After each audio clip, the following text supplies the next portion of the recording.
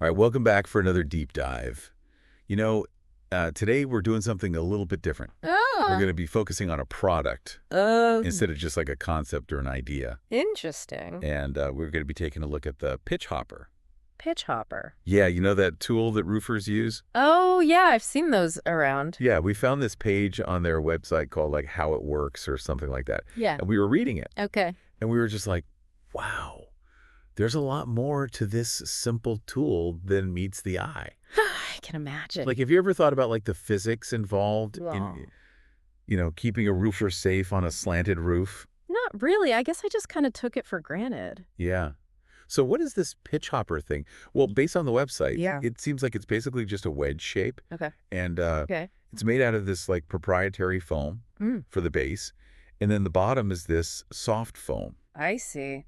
You know what's interesting to me about that is that they call it a proprietary foam. That must mean that they developed a specific type of foam Yeah. that has Oh, yeah. just the right properties that they need. For this tool, it's probably some specific blend of materials. Right. They got to make something that's lightweight, but also incredibly strong. Yeah. It's got to be tough enough to like hold a person's weight. Yeah, and all their tools. Yeah. And like, And the materials, and it's- it's got to hold up in the crazy conditions on a roof. right. So it's got to be tough but light. Exactly. Okay, that makes a lot of sense. But why the soft foam on the bottom? Like, why not just have the tough stuff all the way through? Well, I think that soft foam is all about grip. Okay. It creates more friction against the shingles, Right. and that's what keeps the pitch hopper from just sliding down the roof. Right. So you're saying that the soft foam Yeah, actually helps to keep it in place. exactly. Okay. Plus, it also acts as a buffer, so it protects the shingles from getting all scratched up. So they've really thought this through. They've combined safety, Yeah. functionality, Uh-huh. and even like roof protection, Mm. all in one thing. Pretty clever. I was reading on their website. They call this this friction force. Oh, yeah, friction force. Can you remind me again what that is? Yeah, so friction force is basically the resistance that you feel Okay. when two surfaces rub against each other. Okay. So the rougher those surfaces are, the more friction there is between them. So in this case, Yeah. the soft foam is increasing the friction Exactly. between the pitch hopper and the shingles Right. to give it that strong grip so it doesn't slide down. Exactly. Wow, it's amazing how something like as simple as friction can play such a big role in how this thing works. Oh, for sure. I mean, without friction, this thing wouldn't even work. It wouldn't work at all. You know what I was thinking about? What's that? They probably had to experiment with Oh, yeah. like a whole bunch of different types of foam to find one Yeah. that had just the right amount of friction. Yeah. I hadn't thought about that. Too little, and it's going to slip Right. so much. It's going to be like, "Grrr," Yeah. stuck, Yeah.